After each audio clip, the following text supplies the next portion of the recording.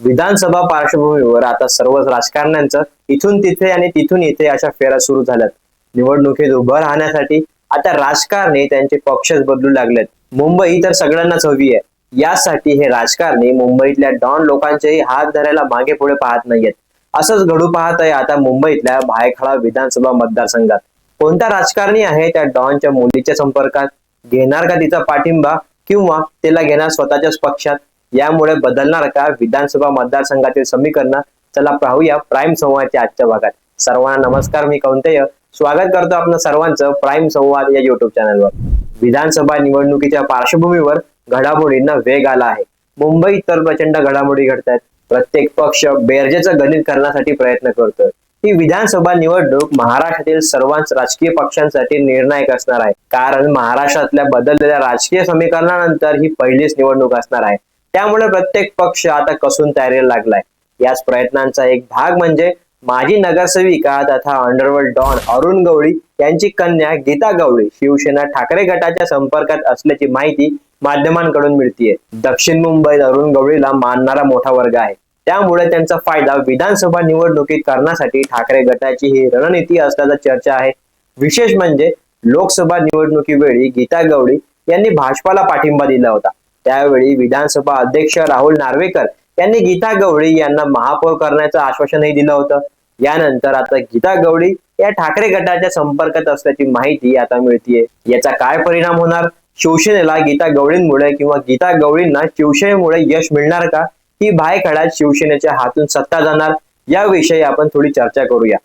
त्याआधी भायखळा विधानसभा मतदारसंघाचा आढावा घेणे महत्वाचं ठरतं. शिवसेना नगरसेवक कमलाकर जामसांडेकर यांच्या 2008च्या हत्ये प्रकरणी नागपुरात तुरुंगात असताना अरुण गवळी यांनी अखिल भारतीय सेना ABS ची स्थापना केली. तेव्हा त्यांचा राजकीय प्रवास सुरू झाला. गवळी 2004च्या विधानसभा निवडणुकीत चिंचपोकळी मतदारसंघातून विधानसभेवर निवडून आले होते. सीमांकन प्रक्रियेनंतर या मतदारसंघाची पुनर्रचना करण्यात आली, ज्यामुळे भायखळा मतदारसंघाची निर्मिती झाली. भायखळा विधानसभा मतदारसंघ हा आता भारताच्या महाराष्ट्र राज्यातील 288 विधानसभा मतदारसंघांपैकी एक आहे, जो दक्षिण मुंबई भागात आहे. या मतदारसंघांची लोकसंख्या वैविध्यपूर्ण आहे. यामध्ये भायखळा, नागपाडा, मदनपुरा आणि माझगाव सारख्या भागांचा समावेश आहे. भायखळा मतदारसंघात विविध पक्ष आणि उमेदवार विजयी झाले आहेत. अलीकडच्याच वर्षात भारतीय राष्ट्रीय काँग्रेस, महाराष्ट्र नवनिर्माण सेना आणि ऑल इंडिया मजलिस ए इत्तेहादुल मुस्लिमीन म्हणजेच AIMIM यांसारख्या विविध पक्षांच्या राजकारण्यांनी त्यांचे प्रतिनिधित्व केले. अरुण गवळी सध्या जेलमध्ये शिक्षा भोगत आहेत. शिवसेनेचे नगरसेवक कमलाकर जामसांडेकर यांची हत्या प्रकरणी अरुण गवळी यांना जन्मठेपेची शिक्षा सुनावण्यात आली होती. अरुण गवळी 2007 पासून अटकेत आहेत. अरुण गवळी गेल्या 17 वर्षापासून जेलमध्ये आहेत. त्यामुळे अनेकदा अरुण गवळी यांची जेलमधून सुटका करण्यात येईल अशी चर्चा वारंवार समोर येत असते. लोकसभा निवडणुकीवेळी देखील तशी चर्चा समोर आली होती. लोकसभा निवडणुकीत फायदा व्हावा यासाठी महायुतीने अरुण गवळी यांची जेलमधून सुटका करण्याचा निर्णय घेतल्याची ही चर्चा समोर आली होती, पण तसं काही घडलं नाही. अरुण गवळीला मानणारा मोठा वर्ग मुंबईत आहे.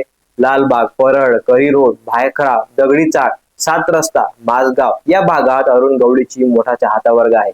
या परिसरात सर्वसामान्यांमध्ये अरुण गवळी यांच्याविषयी आदर आहे. त्यामुळे राजकीय पक्षांकडून अरुण गवळी यांच्या नावाचा किंवा त्यांच्या कुटुंबियांची मदत घेण्याचा प्रयत्न प्रत्येक निवडणुकीत केला जातो. आता अरुण गवळी यांची मुलगी आणि अखिल भारतीय सेनेच्या म्हणजेच ABS माजी नगरसेविका गीता गवळी या भायखळा मतदारसंघातून शिवसेनेच्या उद्धव बाळासाहेब ठाकरे गटाच्या उमेदवार म्हणून आगामी विधानसभा निवडणुकीत उतरण्याच्या विचारात आहेत.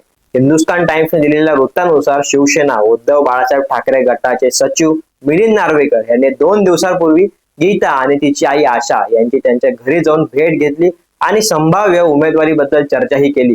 आता या गीता गवळी आहेत तरी कोण आणि काय आहे त्यांचे राजकीय करिअर ते पाहू. गीता गवळी मुंबई महानगरपालिकेतून नगरसेविका राहिल्या आहेत. 2014च्या विधानसभा निवडणुकीत गीता गवळी यांनी AIMIM उमेदवार वारिस पठाण यांचा सामना केला होता, पण 4419 मतांची कमी फरकाने त्या पराभूत झाल्या. शिवसेना उद्धव बाळासाहेब ठाकरे गटाने त्यांना नमूद केलंय की जर त्या महाविकास आघाडी म्हणजे MVA साठी उमेदवार म्हणून उतरल्या तर त्यांच्या विजयाच्या शक्यतांमध्ये लक्षणीय सुधारणा होऊ शकते. गीता यांनी 2014 आणि 2019 या दोन्ही विधानसभा निवडणुका लढवल्या असल्या तरी त्यांना विजय मिळवता आला नाही. 2019 मध्ये त्या उमेदवार असताना शिवसेनेने यामिनी जाधव यांना उमेदवारी दिली, ज्यांनी शेवटी वारिस पठाण यांचा पराभव केला आणि निवडणूक जिंकली. त्या निवडणुकीत गीता गवळी यांना केवळ 10,493 मते मिळाली होती. भायखळा विधानसभा मतदारसंघाचे प्रतिनिधित्व शिंदे गटाचे आमदार यामिनी जाधव करीत आहेत. त्यांच्या विरोधात लढवण्यासाठी ठाकरे गटाकडून अनेक इच्छुक आहेत. ठाकरेंच्या शिवसेनेतून माजी महापौर किशोर पेडणेकर, रमाकांत लहाटे, मनोज जामसुदकर यांच्या नावांची चर्चा आहे. या नावासहित गीता गवळी यांच्या नावावरही चर्चा झाली, पण मातोश्रीवर झालेल्या पक्षाच्या बैठकीत शिवसेना उभाटाच्या काही नेत्यांनी गीता गवळी यांच्या नावाला विरोध केलाय. त्यांना पक्षात घेऊन त्यांना उमेदवारी देण्यापेक्षा त्यांच्या पाठिंब्यावर शिवसेना उभाटा पक्षाच्या आमदाराला उमेदवारी द्यावी असं त्यांचं मत आहे. त्यामुळे आता या बैठकीनंतर ठाकरे काय निर्णय घेतात हे पाहणं महत्वाचं ठरणार आहे. उद्धव ठाकरे सामील करून घेणार का गीता गवळी यांना त्यांच्या पक्षात, आणि जर हा निर्णय बदलला तर गीता गवळी उद्धव ठाकरेंना पाठिंबा द्यायला तयार असणार की त्यांच्याच पक्षातून त्या स्वतः उभ्या राहणार? याबाबत तुम्हाला काय वाटतं मला कॉमेंट बॉक्स मध्ये नक्की सांगा. आणि हा व्हिडिओ आवडल्यास प्राईम संवाद YouTube चॅनलला सबस्क्राईब करायला विसरू नका. धन्यवाद.